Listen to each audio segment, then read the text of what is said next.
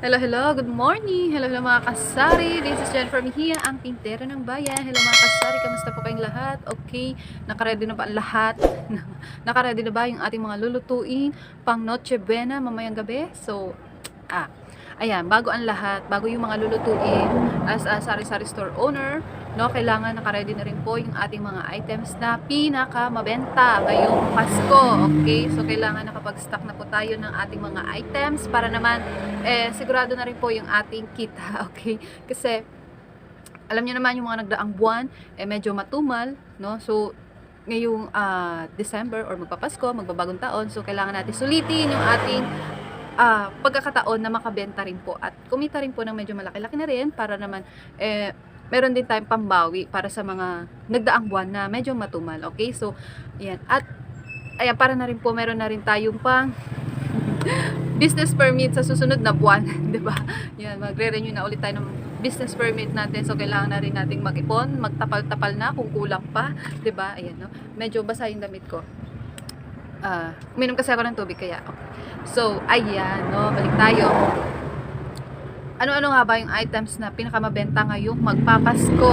Okay, so, ayan, sa akin, ito po yung aking mga naihanda, no?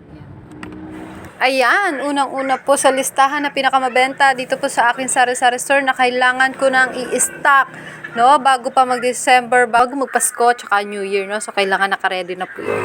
At yung uling, ayan, no, pinakamabenta po talaga itong ating uling, lalo na kapag ganito mga December na Pasko at bagong taon, no? Kasi mahilig po mag-barbecue ang ating mga kapitbahay. Kaya ayan, no, naka-ready po ang ating uling. Yan, nilagay ko na lang po ito dito sa harapan ng aking sari-sari store.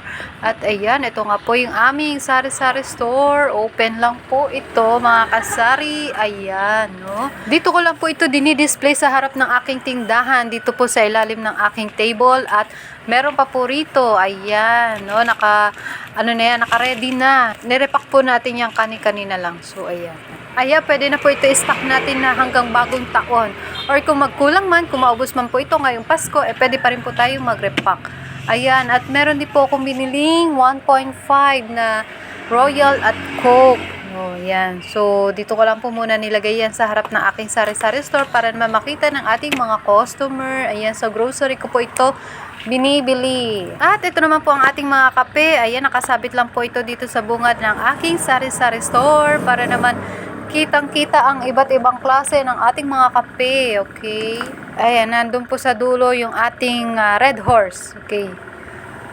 Ating stocks. Nasa ilalim po yung mga ibang stocks. At syempre, ito rin pong 2x2, no? Yan, nag-stock na rin po tayo ng 2x2. So, nandito na po yan sa loob ng aming kwarto. Pero dito lang naman yung aming tindahan. Yan, meron pa doon, meron din dito. Okay, so yan. So, ayan, no, sana kayo rin po ay nakapaghanda na ng pang Noche Buena, mga lulutuin mamayang gabi, at ng mga paninda na pinaka mabenta ngayong Pasko. Okay, so ayan, sulitin na po natin, more blessings to come and more benta to come. Okay, at yung time po ng closing natin mamayang gabi, so depende yan sa daloy ng tao, or depende kung hanggang anong oras mayroong bibili, no? Yung kasi nakadepende talaga ako sa customer. Kapag hanggat marami pang bumibili, hindi pa ako nagsasara. So, pero kung medyo pawala na or wala na talaga bumibili, mga alas 11, ganyan, nagsasarado na rin naman ako. Pero titingnan natin yan, okay? So, ayan, hanggang dito na lamang po. I hope may natutunan ulit kayo sa aking video. Kung hindi pa po kayo nakasubscribe, please click nyo na po ang subscribe and notification bell para sa aking iba pa pong video. Hanggang dito na lamang po. Thank you for watching. Bye-bye. Merry Christmas!